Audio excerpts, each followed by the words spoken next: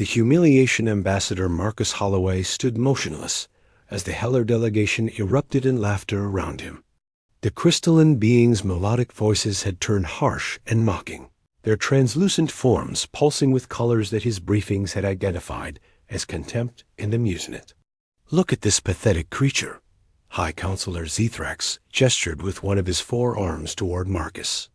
"They call themselves spacefaring, yet they arrived in a ship that our children build as toys." The chamber filled with more crystalline laughter. Marcus maintained his diplomatic composure, though his jaw tightened imperceptibly. Behind him, his aide, Captain Nora Blackstone, shifted uncomfortably, her hand instinctively moving toward her sidearm before catching herself. "Humans," another Haelor spat, the word dripping with disdain. "Your entire species couldn't conquer a single one of our mining colonies. You struggle to reach your own moon consistently, and yet you dare request an audience with the Haelor Empire?" Massive viewing screens around the chamber suddenly activated, displaying the conversation to what Marcus realized was the entire galactic network. Billions of beings across dozens of species would witness this humiliation. The Haelor had planned this as a public spectacle. "Your proposal for a trade agreement is rejected," High Counselor Zethrax announced grandly. "But we are not without mercy. We will provide you with an escort home to ensure you don't get lost in the vastness of space that clearly overwhelms your primitive minds." The screens shifted to show the Haelor border fleet assembling outside the diplomatic station. 67 massive warships, each one dwarfing Earth's largest vessels, arranged themselves in a formation that was less escort and more imprisonment. Their sleek, biomechanical designs gleamed with an otherworldly beauty that made humanity's angular, utilitarian ships look like crude hammers beside works of art. Marcus finally spoke, his voice steady and calm. "I understand your position, High Counselor. We will depart immediately." "Oh, but first," Zethrax's form pulsed with malicious glee, "we've prepared a little farewell gift for your species." The screens now showed footage from Earth-intercepted transmissions of humans struggling with basic space travel, failing missions, political chaos. The Haelor had assembled a compilation of humanity's worst moments, set to their own commentary about human inadequacy. As the humiliating broadcast spread across the galaxy, Marcus bowed slightly. "The Haelor Empire has made its feelings about humanity abundantly clear. We will remember this moment." Something in his tone made Captain Blackstone glance at him sharply, but the Haelor were too busy celebrating their successful humiliation to notice the subtle steel that had entered the human ambassador's voice. Within hours, Marcus and his small diplomatic team were aboard their ship, the Haelor fleet surrounding them like predators escorting prey back to its cage. None of them spoke during the journey home. But in the quantum-encrypted communications array, coded messages flowed back to Earth messages that would change everything. The silence 3 days after the humiliation broadcast. Director Vincent Cross sat in the dimly lit command center beneath. The Rockies, watching as intelligence reports flooded in from across the galaxy. Every major species was discussing the human embarrassment, sharing the footage with varying degrees of amusement and pity. "Sir," analyst Rebecca Vale approached his console, her expression grim. "We're receiving requests from 17 different news networks for interviews about the diplomatic failure. The Centauri Assembly is asking if Earth needs assistance with basic space navigation. Even the Keth Confederacy, the Keth, sir, are offering us remedial spaceflight training." Cross rubbed his temples. The Keth were barely a step above pirates, and even they were mocking humanity now. "What's the response from the Department of Extraterrestrial Affairs?" "Secretary Williams wants to issue a formal protest through the Galactic Council. She's drafting a speech about dignity and respect between species." Rebecca's voice carried a note of skepticism. "Tell the secretary her speech won't be necessary," Cross said quietly. "In fact, Tell all departments that Earth's official response to the Haelor incident is no response. Rebecca blinked. Sir, no response at all? Complete communications blackout. Regarding the Haelor situation. No statements, no protests, no clarifications. If anyone asks, we're conducting an internal review. Across the facility, similar conversations were taking place in secure chambers. Colonel David Jung dismissed his staff with identical instructions. Professor Janet Morrison canceled all her scheduled lectures on xenodiplomacy. Every individual connected to Project Phantom received the same coded message: absolute silence. Meanwhile, in her workshop buried beneath the Atacama Desert, Dr. Vivian Zhou put the finishing touches on her latest creation. The device was no larger than a briefcase, but its implications were staggering.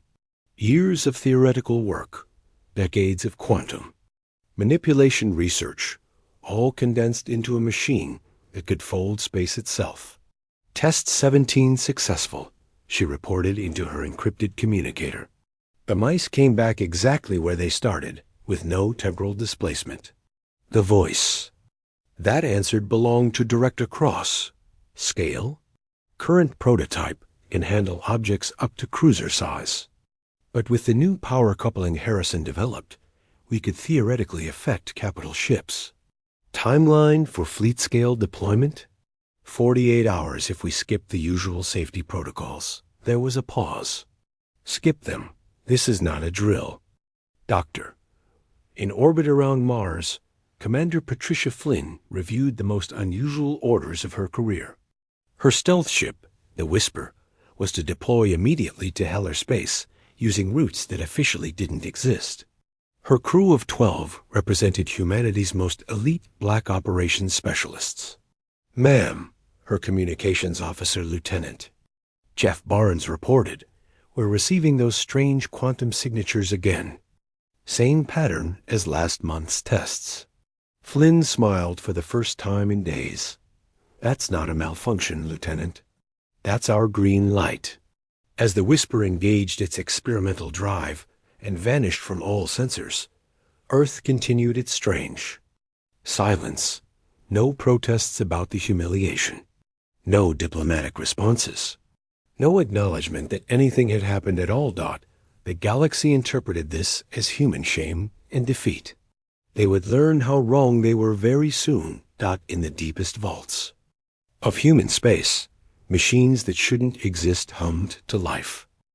The vanishing High Counselor Zethrax was reviewing casualty reports from a minor border skirmish when his aide, Sub-Commander Lyrics, burst into his crystalline spire chamber. The younger Haelor's form was pulsing erratic color sphere mixed with confusion. High Counselor, we have a situation with the border fleet. Zethrax barely looked up from his reports. Has the human escort mission been completed? I hope our commanders weren't too gentle with those primitive vessels. Sir, that's just it. Lyrics' voice cracked. The fleet isn't responding to communications. Define not responding. Complete silence, sir. All 67 ships. Admiral Corvith's flagship, the Celestial Dominion, went dark 6 hours ago. Then the Star Render, the Void Piercer one by one. Every ship in the formation stopped transmitting. Zethrax's form shifted to deeper blues, the Haelor equivalent of focused attention. Technical malfunction? That was our first assumption. But sir, Lyrics activated holographic display. Their ships are gone. The tactical map showed empty space where the Haelor border fleet should have been. Not debris fields indicating destruction. Not energy signatures suggesting escape. Just ... nothing. Explain gone, Sub-Commander. Vanished, sir. Our deep space monitoring stations detected no explosions, no warp signatures, no distress signals. The ships were there at 0347 hours, and by 0348, they simply weren't.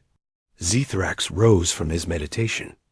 Crystal, his towering form now cycling through colors of alarm. Send reconnaissance drones to their last known positions. Deploy every sensor array we have. Over the next 4 hours, the full scope of the disaster became clear. 67 of the Empire's most advanced warships, including their newest dreadnought class vessels, had vanished without a trace. The space where they'd been patrolling showed no residual energy, no quantum disturbances, nothing to indicate what had happened. Sir, Lyrics reported, his phone now a steady pulse of orange panic. Intelligence. Division has something.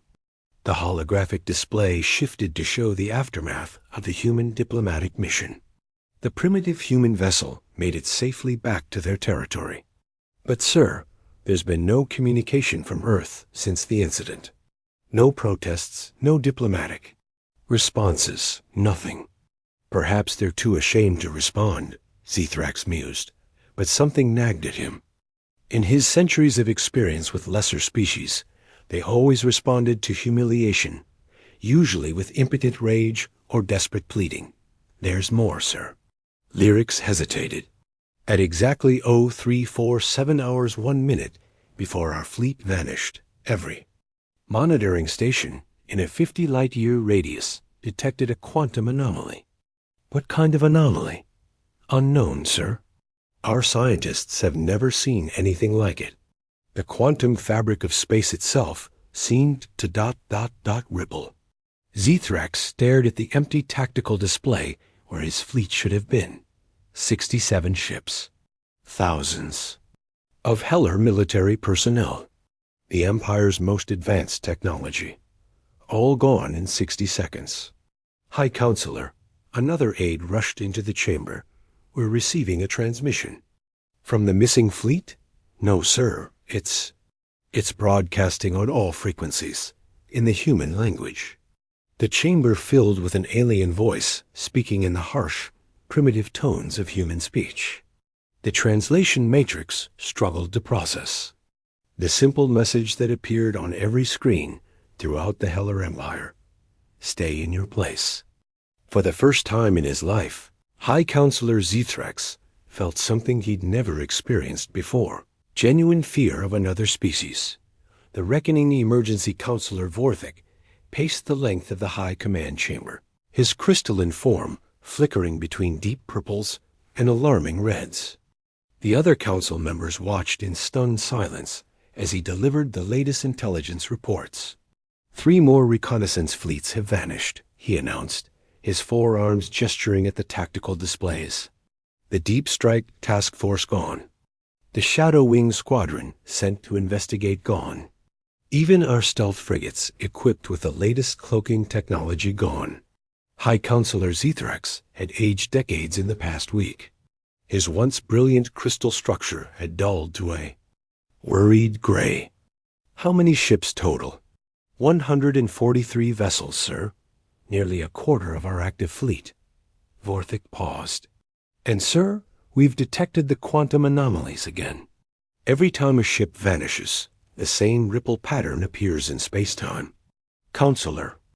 Nethes, the Empire's chief scientist, activated a 3-dimensional model. We've analyzed the quantum signatures extensively. This technology is beyond anything in our databases. It's not Haelor, not Centauri, not even matching the theoretical capabilities of the Void Singers. Could it be the humans? Another counselor asked, the question hanging in the air like a toxic cloud. The chamber fell silent. The idea was absurd. Humans could barely manage interplanetary travel consistently. Their ships were crude metal constructs held together with primitive chemical propulsion and basic nuclear reactors.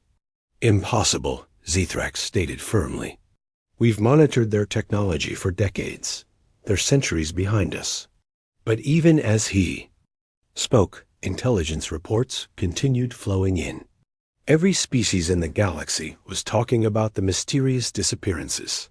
The Haelor Empire, once feared and respected, was becoming a subject of nervous speculation. Sir Vorthik continued. Reluctantly, there's more. We've intercepted communications between other species. The Centauri High Command has moved their fleets away from the border regions near human space. The Keth Confederacy has suspended all raids in the Sol sector. Why? They're afraid of the humans now. The words struck the chamber like a physical blow. Other species fearing humans? The cosmic joke that couldn't build a proper starship? That's ridiculous, Zethrax protested, but his voice lacked conviction. .NET HUIs cleared her throat. High Counselor, I've been reviewing the quantum analysis data. The technology behind these disappearances would require mastery of space-time manipulation at a level we haven't achieved. If the humans possess this capability, then they've been hiding it, Vorthik finished grimly. For decades, they've allowed us to mock them, to treat them as primitive insects, while secretly developing weapons that can make our entire fleet vanish without a trace. The implications crashed over the Council like a wave. If humanity possessed such technology, their apparent primitiveness was a deliberate facade. Every diplomatic interaction, every moment of apparent human weakness, had been calculated deception. The question, Zethrax said slowly, is what they want. His answer came. Within the hour, every communication array in the Haelor Empire suddenly activated simultaneously, broadcasting a message in perfect Haelor syntax. The human diplomatic mission requests a second audience with the High Council. We believe there may have been a misunderstanding during our previous discussion. We're prepared to discuss terms for a mutually beneficial arrangement. The message was signed simply, Ambassador Marcus Holloway, representing the interests of Earth. Zethrax stared at the communication. For a long moment, the same human they had humiliated a week ago was requesting another meeting. But now, nearly a quarter of the Haelor fleet had vanished, and the galaxy was whispering about human capabilities they had never imagined. Sir, Vorthik asked, your orders? Zethrax's form cycled through colors of defeat and resignation. Send. A reply. Tell Ambassador Holloway that the Haelor Empire would be ... honored ... to host another diplomatic discussion. For the first time in their history, the Haelor Empire was about to negotiate from a position of fear. The understanding ambassador, Marcus Holloway, walked into the same crystalline chamber where he'd been humiliated a week earlier. But everything had changed. The Haelor delegation stood at respectful attention, their forms muted in subdued colors of deference and caution. High Counselor Zethrax himself had descended from his elevated platform to meet the human at eye level. Ambassador Holloway, Zethrax's voice carried none of its previous arrogance. We welcome you back to the Haelor Empire. We believe there may have been ... miscommunications ... during our previous encounter. Marcus smiled politely, the same diplomatic expression he'd worn during his humiliation. Behind him, Captain Blackstone and two other human officers maintained perfect military bearing. I appreciate the Haelor Empire's willingness to reconsider our proposal for dialogue. The chamber was notably different this time. No galactic broadcast. Systems were active. No audience of billions watching humanity's supposed primitiveness. Just a small group of very nervous Haelor officials trying to understand how their entire worldview had been shattered. Your missing fleet, Marcus said casually, as if discussing the weather. They're quite safe. Excellent crews, by the way. Very professional. We've been impressed by their discipline during their temporary relocation. Zethrax's form flickered. Relocation? We call it quantum displacement. The ships and crews exist in a pocket dimension perfectly preserved, completely, unharmed. Think of it as a very advanced form of storage. Counselor Nephes leaned forward. That level of space-time manipulation requires technology beyond our theoretical understanding. How long have humans possessed these capabilities? Marcus appeared. To consider the question. Define possessed. We've had the theoretical framework for nearly a century. Practical applications began about 40 years ago. Full deployment capability? He shrugged.